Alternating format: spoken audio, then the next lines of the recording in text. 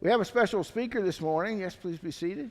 We have a special speaker this morning. He comes from a place somewhere up north of here. It's, if I remember the guy's name, I think it was Kevin Donahoe. Does that sound right? You might know that name.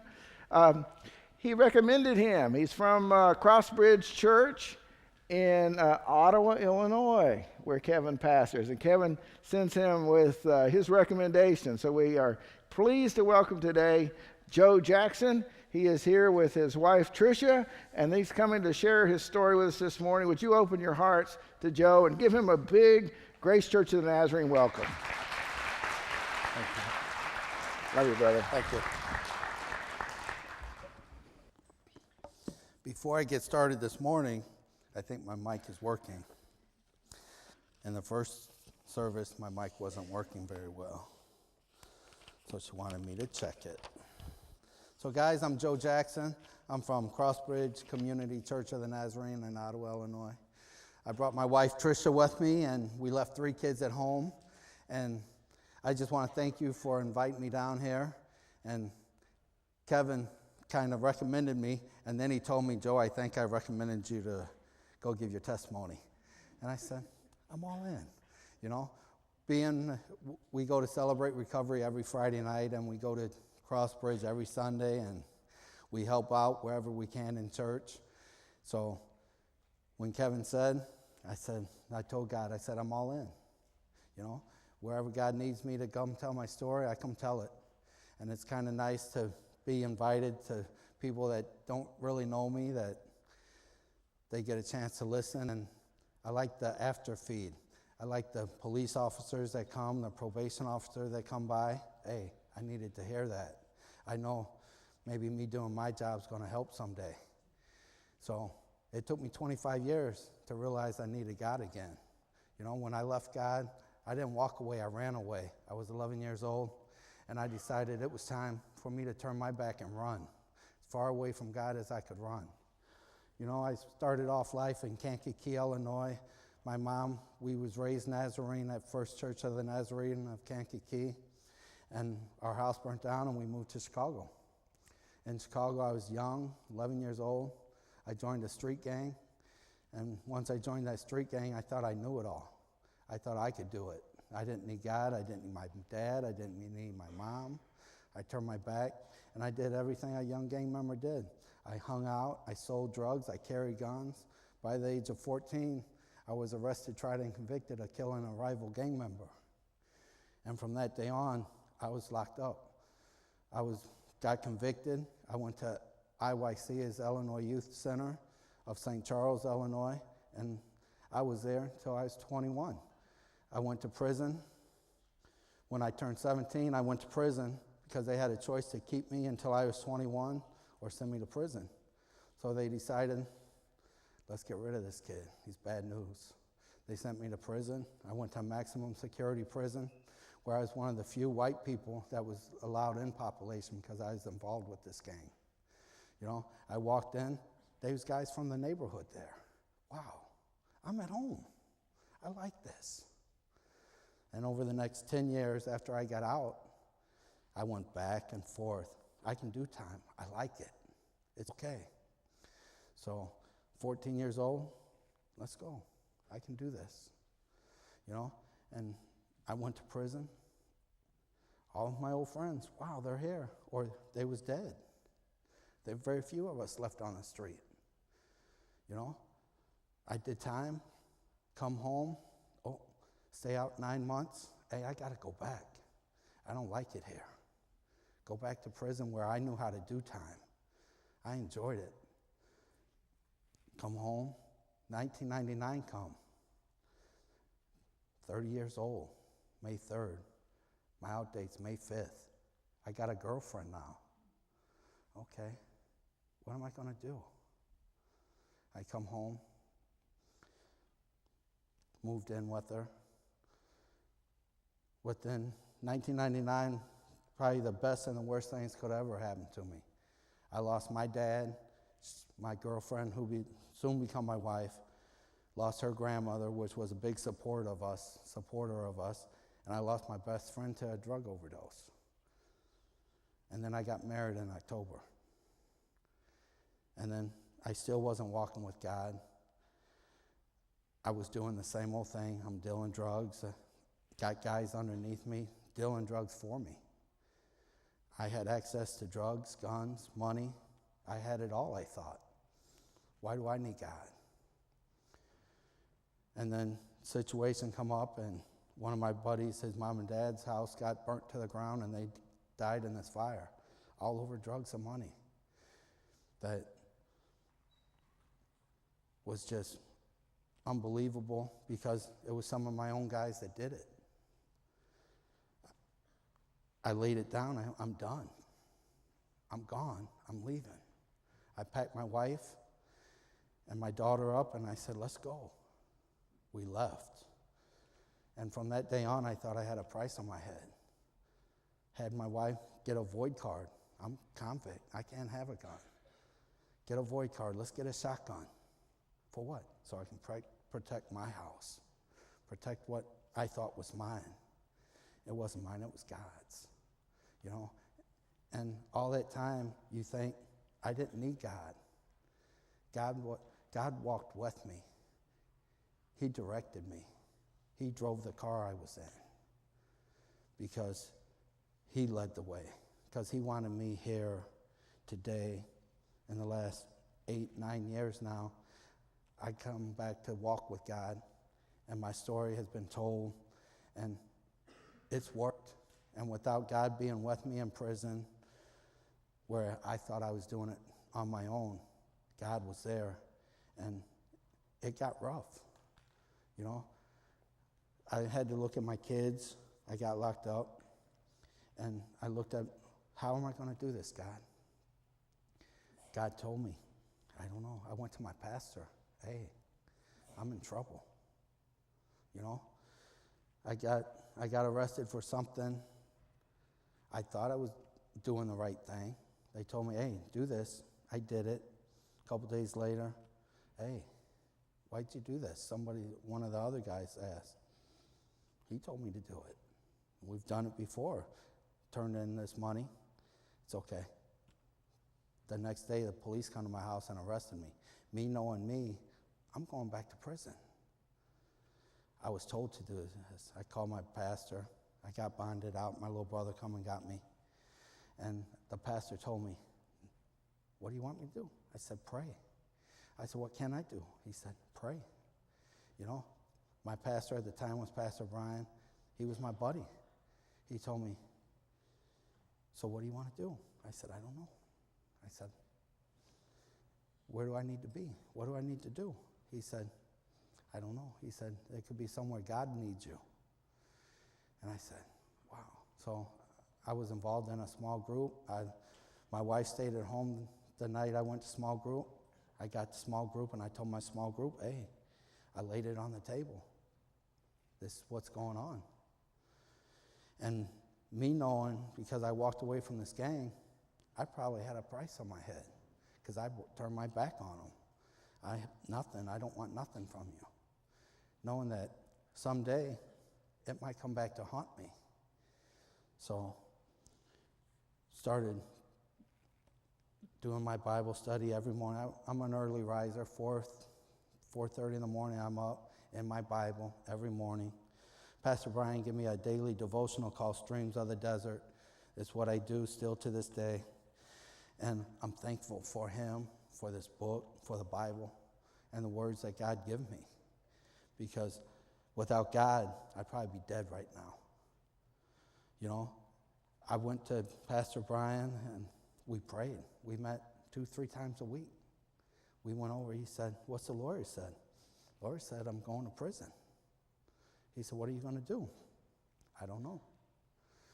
So we talked, and I prayed, my wife prayed, people at church praying. My small group is all over it. What can we do? What can we do? I don't know. Pray. That's all I can ask you. Pray. And the small group told me, what are you going to do? I don't know. Pastor Brian, within the week of me going to trial, Pastor Brian opened up the church, and about 50 supporters of mine come, and we prayed. And I got up and I told my testimony, and I told him, if I got to go to prison, I'm going to go back a godly man. And that was the last thing I told him. You know, a couple days later, I was doing my Bible study early in the morning, not getting the answers I wanted from God. You know, me arguing with God, me pleading with God. God, please don't send me back. God, why me? Trying to bribe God. God, I'll do anything. Don't send me back. And the answer just kept coming every time I talked to the lawyer. Hey, what's going on? If this guy doesn't come forward, you're going to prison. I've seen this guy numerous times, me and my wife. He told me and my wife one day, I'll be there at court. Awesome. Thank you. Nothing. He didn't show up. The Lord told me, you're going to jail. He said, we can go to trial. What happens if you lose? My background, 12, 15 years. I had kids. It was like, wow, now what do I do? Do I go to trial? Do I take my chances? Do I roll the dice? Before, without kids, I could go do the time. I didn't want to do the time. And God told me, so now what? So the morning I woke up to go to trial, I got up, I did my daily devotionals, I read my Bible, and in my daily devotional, I don't go to the page, oh, today's June 10th. I don't open to that page. I just open my daily devotional to whatever page I turn to, and I feel that's where God took me. Because somewhere during the day or at that time, somewhere in that message, God touched it. So that morning, I woke up, and I turned to December 5th, and this is what I read, and this is what I got out of it that morning. And I got all the answers I needed that morning, and I was all right. It said, I said, let me walk in the field. I wanted to stay home. God said, no, walk in the town. Hey, I need you to go back. I said, there's no flowers there. God said, no flowers but a crown. I said, come on, God, why me? I said, but the skies are black. There's nothing there but noise and din. Always loud in prison. Somebody's always making noise, hitting bars, just wrecking your whole day. But he wept as he sent me back. There is more, he said. There is sin. I said, but why send me? Let somebody else do this work. God, I don't want to do this. I said, but the air is thick, and smog is veiling the sun. It's always dark in there, dingy, stinking. Then he said to me, yet your work is yet undone. I said, I will miss the light, and my friends say they will miss me. My small group told me, hey, we're going to miss you. They come to court with me that day. My pastor come to court with me that day. They gave me time to go talk to my family, my friends. We prayed. I said, I don't know what else to do. I said, I don't want to go back. But I said, this is where the Lord's sending me. I said, what do I do now? And I got there. They offered me time that I could accept. I said, man, 2.5 years, me being a criminal, I broke it down. I'll be home in 9 months. I can do that, you know? And God looked over my family while I was gone. My kids, the school teachers, nobody. People at my own church didn't understand why I was gone. You know, the school teachers didn't know I was in prison. My kids was shielded from all the negative thoughts and whatever could have come. Oh, your dad's a criminal. Oh, your dad did this. Your dad. I'm still dad. And he said, I will miss the light, and my friends will miss me, they say. He answered me, choose tonight. I was hours before I had to be at court. I called my pastor. I had his personal cell phone number. He told me, call me anytime, Joe. I called him 5 a.m. Pastor Brian, I got the answer I needed. I argued with God. I pleaded. And God probably gave me answers hundreds of times that I overlooked, I closed a book on. That morning, everything I needed to hear come through this message. And I said, I pleaded for time to be given. He said, is it hard to decide? It will not seem hard in heaven to have followed the steps of your guide. And I knew if I listened to God, I'd be okay. I promised in church, in front of these people that supported me, hey, I'm going back a godly man. Knock on wood, I kept my promise to God.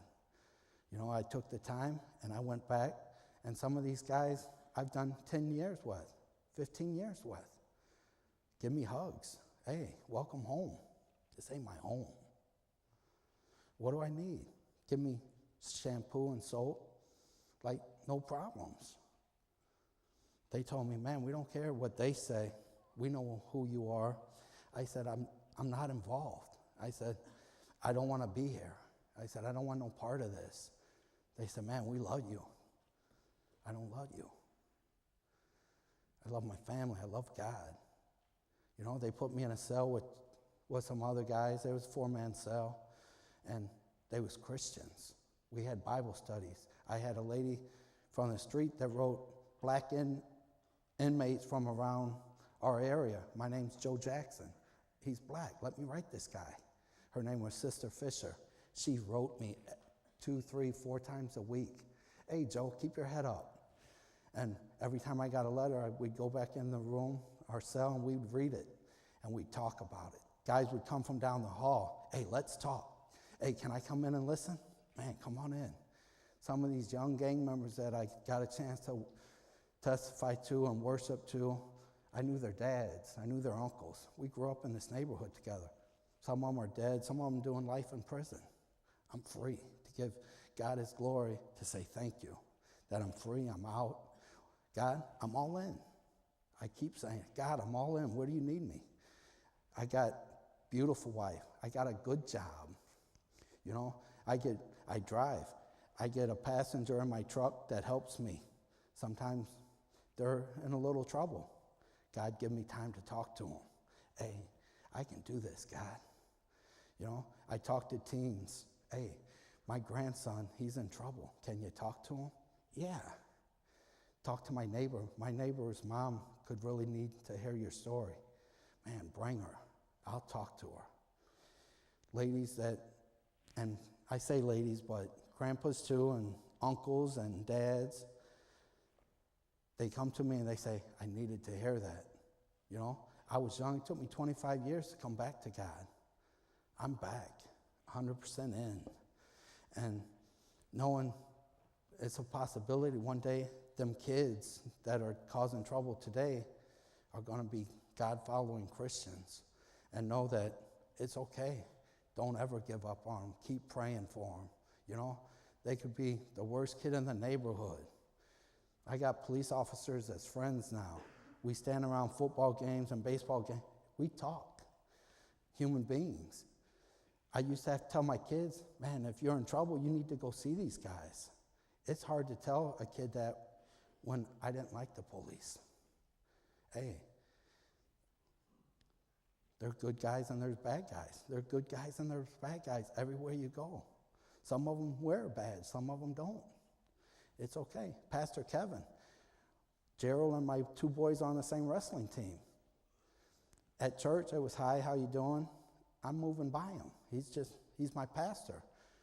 And now he's my buddy. We rub elbows at these wrestling meets and we laugh. We take road trips together, and it's nice just to have somebody else know that God put him with me, because I thought after Pastor Brian left, wow, what am I going to do? Who am I going to turn to? Pastor Brian, I could call. Hey, I need you. People need me now, you know? And this story, this is my life story. And it hurts to tell this story sometimes, because I know the negativity. I'm not glamorizing the life of a gang member or a drug dealer. For God, give me the chance.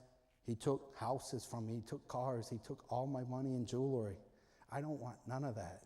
I used to wake up in the morning, put my jewelry on, and look in the mirror, 5:30 in the morning, because it was mine. They told me one day, he told me, that's your idol. I said, what do you mean? He said, you glorify that jewelry. I had gold watch, big gold rings. I took it off, I laid it on my mantle.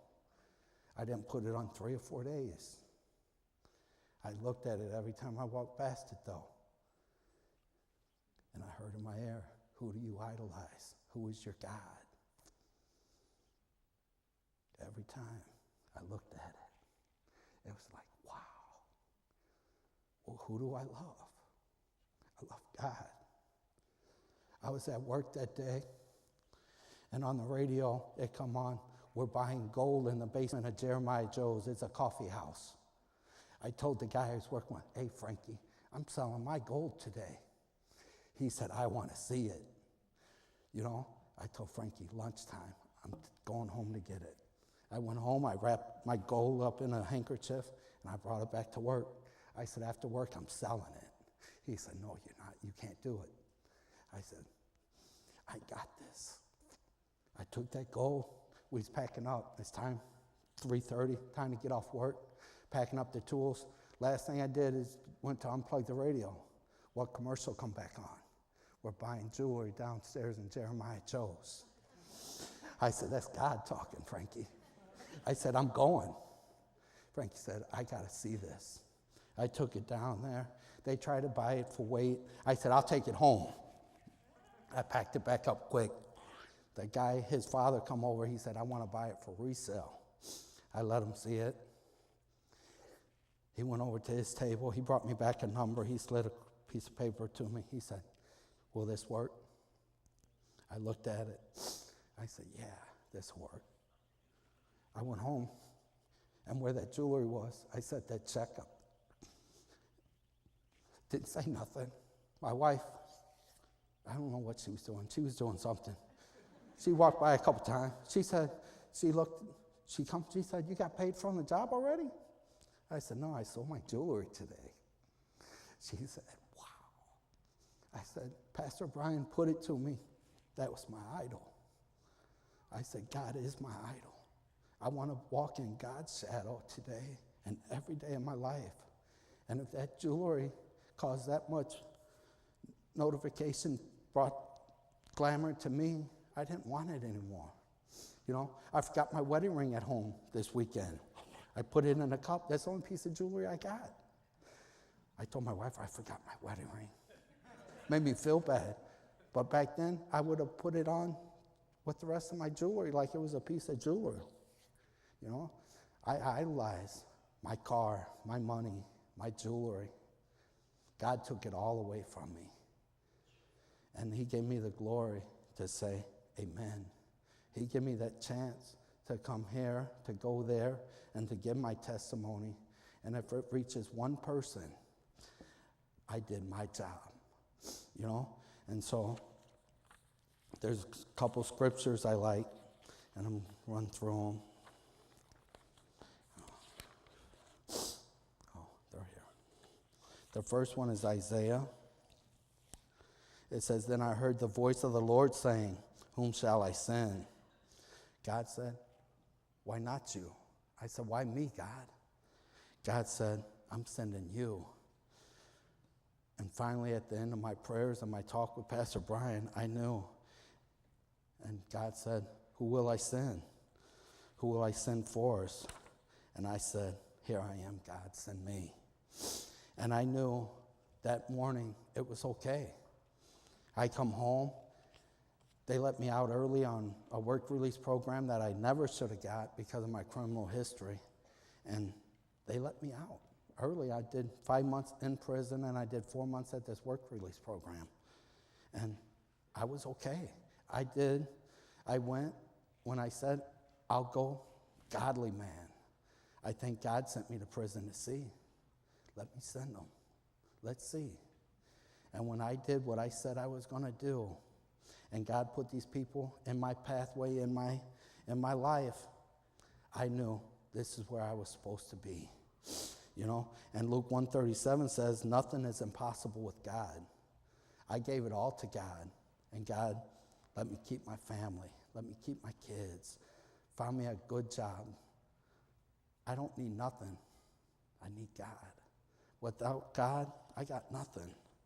And then in Psalms 23:4 says, even when I walk through the darkest valley, I will not be afraid, for you, Lord, are close beside me. God was driving. I might have thought I was driving. God got me home. You know, God carried me through these fires and through these battles. And I'm thankful. I'm glad that God forgave me. Because there was times where you ask, am I forgiven? Did God really forgive me? That's the devil talking. Ask one time, God forgive me. God forgives. And I question, did he forgive me? Am I forgiven? Yeah, I'm forgiven. And I'm okay. And whatever God needs me to do, I'm all in, you know? And come home from prison, doing time, finally got a nice job. My wife comes down with breast cancer. God, why her? Why not me? Give me the cancer. Let me battle this. My wife's strong. She went, before the chemo and stuff, she said, I'm saving my own hair. I'm not letting it fall out. She was there. Man, we was there. She had friends. 20 friends, 15 friends, all went and shaved their head with her, just to support her. Awesome. Ministry leader, Celebrate Recovery. It's nice. So guys, I think I'm done. Thank you. The band's awesome.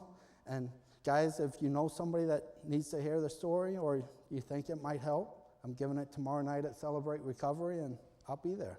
Thank you.